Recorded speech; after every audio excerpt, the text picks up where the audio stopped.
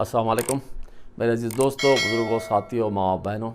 मैं Mohammad Abdul Haq Qamar TRS founder member हमेशा की तरह इस बार भी आप तमाम के बीच हूँ, लेकिन अफसोस के साथ मैं इस बार आप लोगों से खिताब करने से पहले मैं बहुत शर्मिंदा हूँ और बात नज़ामत का शिकार हूँ। उसकी बुनियादी वजह यह है कि आज हैदराबाद में ये बहुत तेज़ी के साथ ये बात गश्त कर रही है कि सेक्रेटेरिएट के 2 मसाजिद को शहीद कर दिया गया और एक मंदिर को शहीद कर दिया गया।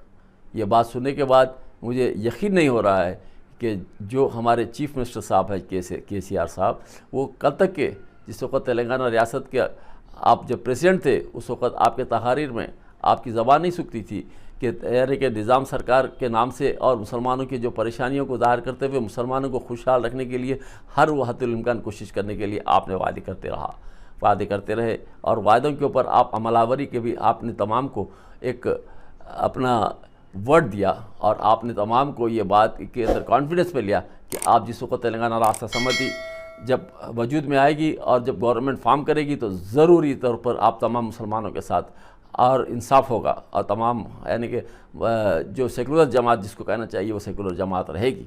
लेकिन आज ये बात सुनने के बाद हैरत होती है कि जो कल तक के जो बोलने वाले चीफ मिनिस्टर थे आज वो हमारे मसाजिद को शहीद कर चुके हैं और हमारे तमाम अलैंस जमात के जो अपने आप को मुसलमानों के ठेकेदार कहने वाले अपना मुंह बंद करे हुए तमाशाई बने हुए हैं। आखिर क्यों? क्या ये मसाजिद तुम्हारे नहीं हैं? क्या मसाजिद मुसलमानों के नहीं हैं? क्या मसाजिद के साथ अगर नाइंसाफ़ी हो तो क्या मुसलमान इस तरीके से तमाशाई बने रहेंगे? यानी मुसलमानों के एहसासात को अगर मजरूह किया जाए और तमाम एक ही ठेकेदार को अगर ये समझ जाए कि भाई वही है, जो कुछ भी है उससे हट के कोई नहीं है, ये हरगिज़ होने वाली बात नहीं है। तमाम मुसलमानों के एहसासात को जब आप मजरूह करेंगे तो ज़ाहिर सी बात है ये तमाम एहसासात जो है, एक आज चिंगारी है, कल वो आग के शोलों की शक्ल इख्तियार ज़रूर करेगा और जो आज के जो हालात हैं वो कल नहीं रहेंगे। आज जो आपको अब लोग जो इज़्ज़त और क़दर की नज़र से देखा करते थे, कल आपको इज़्ज़त और क़दर की नज़र से नहीं देखेंगे। और जो भी हमारे पार्टी के अंदर तेलंगाना राष्ट्र समिति में मुसलमान हैं, चाहे वो चेयरमैन हो, चाहे वो मिसाल के तौर पर MLC हो, चाहे वो होम मिनिस्टर हो या चाहे वो पार्टी का कोई कार्यकर्ता हो, ये तमाम की मुसलमानों की तमाम की जिम्मेदारी है कि इस तरीके से अगर कोई नाजायज़ तरीके से या नाइंसाफ़ी हो जाए हमारी इबादत गाहों के साथ तो इसके लिए आवाज़ उठाना ज़रूरी है और आवाज़ उठाना चाहिए, क्योंकि हिंदुस्तान एक सेकुलर मुल्क है। अगर इसके साथ अगर नाइंसाफ़ी होती है तो हर मुसलमान की जिम्मेदारी है कि इसके ख़िलाफ़ आवाज़ उठाए। अगर कोई भी हो, अगर चीफ़ मिनिस्टर अगर हैं तो चीफ़ मिनिस्टर कल तक के जो हमारे साथ प्रेसिडेंट थे, आज वो चीफ़ मिनिस्टर होने का मतलब ये तो नहीं है कि जो चाहे वो इख्तियारात है उनको जो चाहे वो करे और हम तमाशाई बने रहें। हरगिज़ नहीं हो सकता। सियासत में हर एक को अपने इख्तियारात हैं। तो मेरी तमाम से अपील है कि आज जो हमारे यानी कि चंद्रशेखर राव साहब हैं वो उनको हम एक सेकुलर जमात का एक सेकुलर चीफ मिनिस्टर की हैसियत से उनका तस्वुर हमारे जहन में था, लेकिन आज वो तस्वुर बरकरार नहीं रहा। आज हमें ये सोचने पर मजबूर हैं कि आज जो हमारे अपने आप को हम ये सोचते हैं कि हम महफूज नहीं हैं तेलंगाना रियासत में, क्योंकि हम कल तक हम ये समझते थे कि हम तेलंगाना रियासत में हम मुसलमान तमाम के तमाम महफूज हैं। जब हमारे इबादत गाहों को शहीद कर दिया जाता है और हमारे को ये बात सुनने के बाद मुझे बड़ी तकलीफ़ हो रही है कि मैं ये भी वसूख ज़राए से ये बात भी सुनने में आई कि जब मस्जिदों के जो शहादत अमल में आई, उस वक़्त शहादत अमल में आते वक्त में जो हमारे यानी कि कुरान मजीद थी, हमारे कुरान मजीद के जो पारे थे और उसके अंदर जो जानिमाता थे और जो हमारे जुमे के दिन जो खुतबा होता है उसका असा था, ये तमाम के तमाम को शहीद कर दिया गया और तमाम को मलबे की शक्ल में निकाल के लेके जाके फेंक दिया गया। ये बात सुनने के बाद अल्लाहु अकबर, अल्लाहु अकबर, अल्लाहु अकबर, मेरे आंख पे कांटे खड़े हो जा रहे हैं कि या अल्लाह, ये इतना देखने के बाद हमारे मुसलमानों की गैरत कहाँ गई?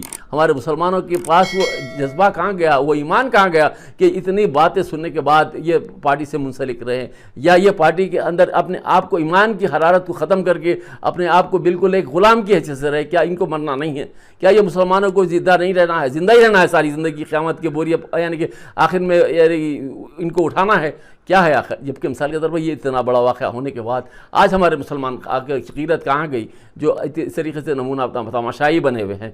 आज मैं तमाम से दरख्वास्त है, चाहे वो पार्टी से मुंसलिक हो या ना हो या कोई दूसरी पार्टी से हो, लफ्ज़ कलमा ला इलाहा इल्लल्लाह मुहम्मद रसूलुल्लाह कहने वाले तमाम मुसलमानों से मेरी अपील है, तमाम मुसलमानों से मेरी अपील है कि अगर हमारे मसाजिद शहीद हुए हैं तो वाकई इसके लिए हमें तमाम को एकजुट होना ज़रूरी है और इसके लिए आवाज़ उठाना ज़रूरी है।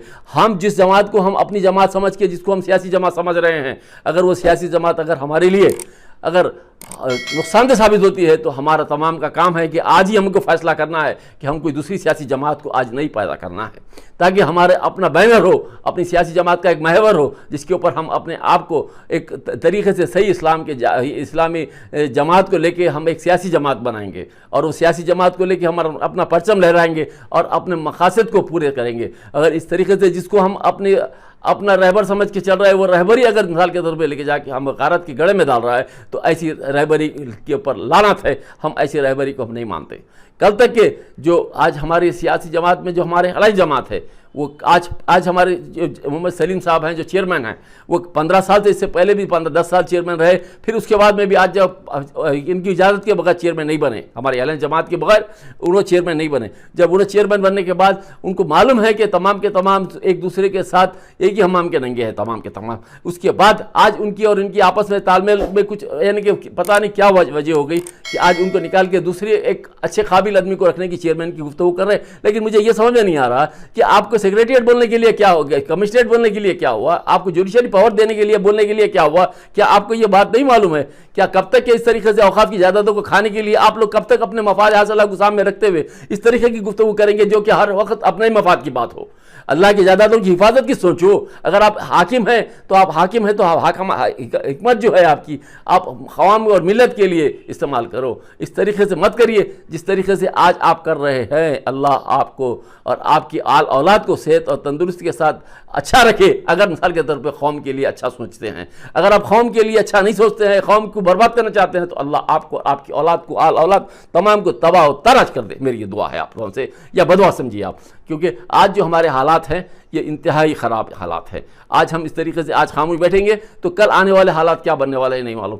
आज देखिए आपके सामने की बात है कि यानी कि एक मामूली सी बेगम बाज़ार के पास, एक कब्रिस्तान के पास बाहर के हिस्से में अगर टॉयलेट बनाता है तो उसके लिए रहमत बेग साहब आके चेयरमैन साहब के पास दरख्वास्त दे के उसके ऊपर एक नया तमाशा करते हैं, जबकि मिसाल के तौर पर यह बात कोई अहमियत की नहीं है।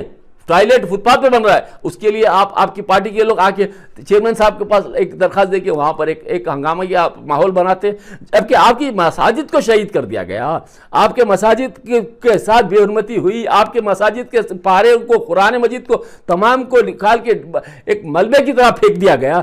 आपकी गैरत कहाँ गई? आपका शर्मिंदगी से आपको ये बात सोचने का एहसास नहीं हुआ कि आपके साथ क्या हो रहा है, आपकी कौम के साथ क्या हो रहा है, आपकी इबादत खाओं के साथ क्या हो रहा है? अगर ये बात आपके जहन में नहीं है, आप ये समझते हैं कि जो कुछ भी हमने कर रहा है वो सही कर रहे हैं, तो अल्लाह आपको भी यानी कि इसका जवाब देना पड़ेगा। और आपको जब जिस वक्त आप मरने का वक्त आएगा तो आपको कलमा नसीब नहीं होगा। अगर आप वाकई अगर मिसाल के तौर पर अल्लाह के जायदादों के साथ नाइंसाफ़ी कर रहे हैं और आप अपने आप को हाकिम हैं, तो इसका मतलब ये नहीं है कि हाकिम का हर एक का अगर अंजाम हाकिम का जो है अच्छा करेंगे तो अच्छा अंजाम होगा, बुरा करेंगे तो बुरा अंजाम होगा, चाहे वो किसी का भी हो, चाहे केसीआर साहब का हो या हमारे अलग जमात के जो भी मैंने असदुद्दीन अवैसी साहब हो या अकबरुद्दीन अवैसी साहब हो या और कोई हो। मैं ये नहीं कहता हूँ कि मखसूस मैं किसी का एक आदमी के लिए नहीं बोलता हूँ। जो हमारे कौम के साथ जो नाइंसाफ़ी करने वाले हैं, चाहे वो कोई हो, तमाम के साथ वही अंजाम होगा। जो अगर किसी के साथ इंसाफ करेंगे तो सबके साथ अच्छा होगा, जिसके साथ नाइंसाफ़ी करेंगे तो उनके साथ बुराई होगा। ये कहते हुए मैं जो अपने ख्यालात थे मैं आप तमाम के सामने रखा। जी हाँ दोस्तों, हसीनाओं के हुस्न को दोबाला करे टूफा हर्बल हेयर ऑयल, कुदरती जड़ी बूटियों का एक नादिर और नायाब शाहकार। उनके लिए जो घने बालों की शौकीन है, मर्द और खवातीन के लिए यकसा मुफीद टूफा हर्बल हेयर ऑयल हर मेडिकल स्टोर और जनरल स्टोर पर बआसानी दस्तयाब। टूफा herbal hair oil SNQ pharmacy की नायाब पेशकश। आज ही इस्तेमाल कीजिए टूफा हर्बल हेयर ऑयल।